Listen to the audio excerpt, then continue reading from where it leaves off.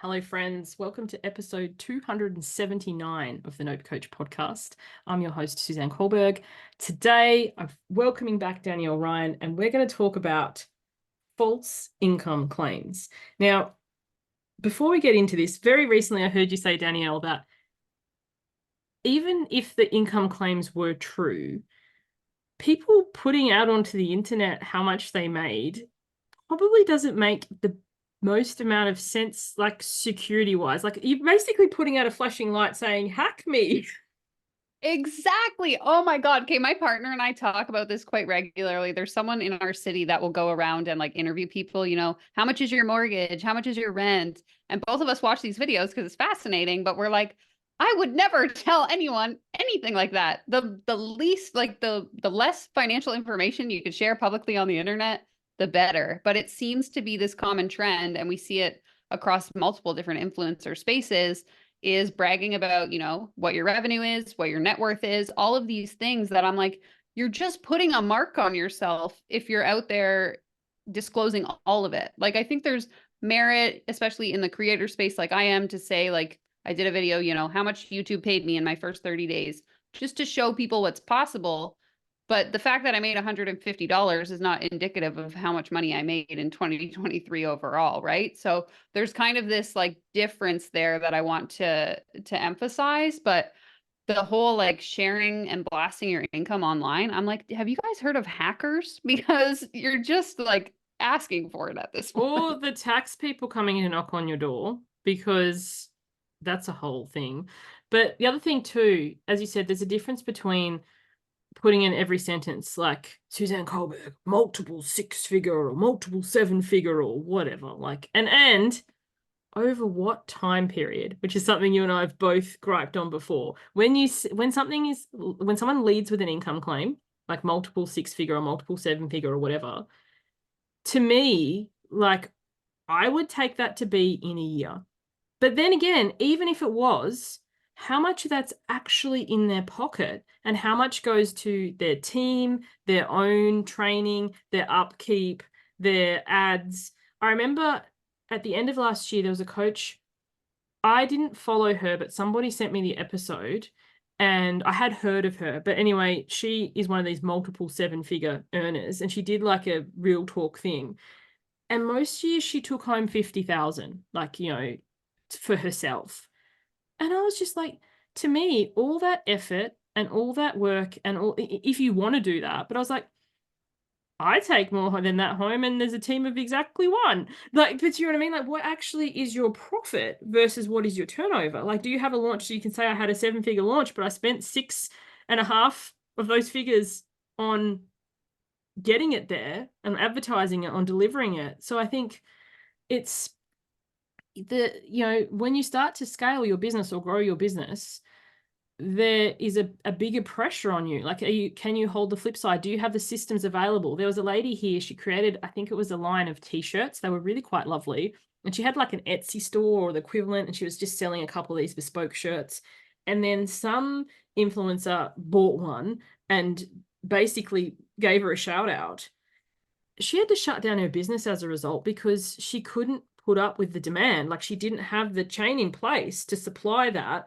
And then as a result, she did a big video and she said sorry and that, and she's gone back to her little store, but she has a real clear cap on how many she can have.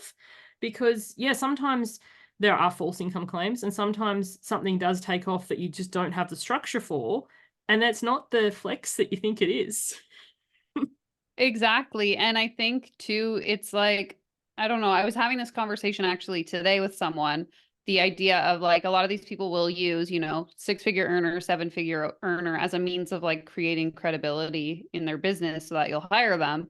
And I think I've made this point on YouTube before as well, but I said like when I selected what dentist I was going to go to here in Vancouver, I didn't choose them based on how much money they made last year. I chose them based on the results that their clients had written on the reviews on Google and what the overall experience was going to be like. Because to me as a client, whether it's at the dentist or I'm hiring a coach, I'm focused on myself. I want to know like how are you going to help me? What's the result I'm going to get? I don't give a crap if you made $20,000 last year or you made 200,000. I want to know what's in it for me. And so it just there's a disconnect for me, I think, with people using income claims as a means of credibility, as if that's supposed to make it seem like they're better at what they do. Because I've seen, and I'm sure you have as well, a lot of people who claim to make a lot of money be really shitty at the services they provide. So ultimately, your focus should never be like emulating someone's behavior just because they say that they're rich, because again, there's no way to validate whether or not that's even true. But the focus should be on, what is the actual problem that I'm facing and who's going to be the person that's going to best provide me the solution. I'm just thinking, can you imagine if you go to a doctor and they're like, this surgery is going to buy my next car? Like, you'd be like, fuck off, dude. I know I would be. It's like, are you actually going to like look after me? Like, is my health anywhere in here, not just your next car or whatever? And I think sometimes Exactly. if it's in the sentence, if it starts with, the income thing, who do you actually help? You did a video recently and you read out her short bio, and none of us could figure out what does she actually do from that sentence. It was No. all how much money she makes. And it was like, okay, so that's your elevator pitch. And then I suppose maybe even if they were helping you make more money, but then again, once again, how is you making a lot of money going to help me make more money? Because all I'm doing is paying my money to you, so you're going to make more money. Exactly. And again, that's kind of what leads us back to this. Okay, I made $1 million last year, but I also paid a coach 800,000 of that. And then I had my online ads and all of this stuff. And next thing you know, my profit was only 20 grand, but I made $1 million, right? So it's so misleading when that's all we talk about. And I mean, I know I've mentioned this on my YouTube channel. You and I have chatted about this, but there was an individual that I spoke with who openly admitted, I would claim that I was a six-figure earner or multiple six-figure earner, but I was totaling my revenue for the, whatever she said, 3 to 4 years that she was in business. And you and I chatted about this before we hit record. Like, I too would be a multiple six-figure earner if we As am talked about the I. last 6 years that I've been in business. Like, you So don't know, there's no context, I guess. there's a couple of things there. There's the context of the time frame. There's also the context of, and how did you make it? Because you and I have talked on my interview on your channel, and whenever it comes out, there was a coach I worked with once who claimed to have made, 6 figures a year. I think she did say a year in her business. I assumed it was her coaching business because she was one of these coaches coaching coaches, which I know is your least favorite thing, but actually she had a real estate business. And it's kind of like some skills might be rinse and repeat, but like if it's kind of like, if I am a very successful dermatologist, but then I'm going to coach you and you are a podiatrist, they're not necessarily like, some business things might be the same, as in, do you have a payment platform, do you have a way for people to find you, like whatever.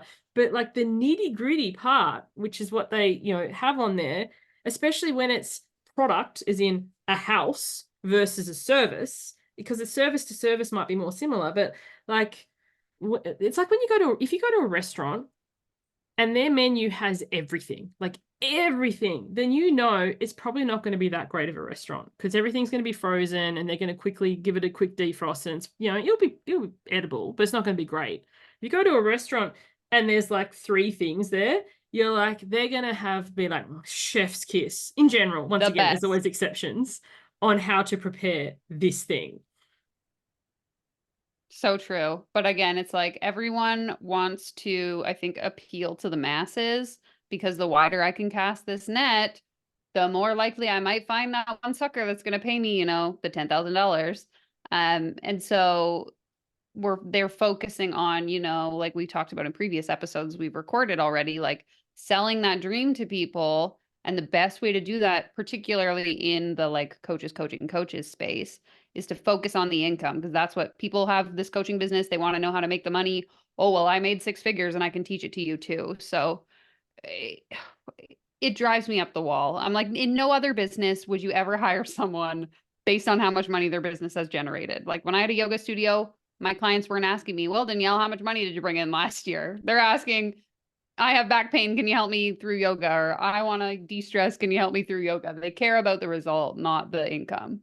And I'm just thinking we spent 2.5 episodes on a like downward trajectory. So like to finish us off, I was thinking Yeah. to on a good note or a more positive note, like what advice would you give people who were like, okay, I hear all this, I get all this, be discerning, pay attention.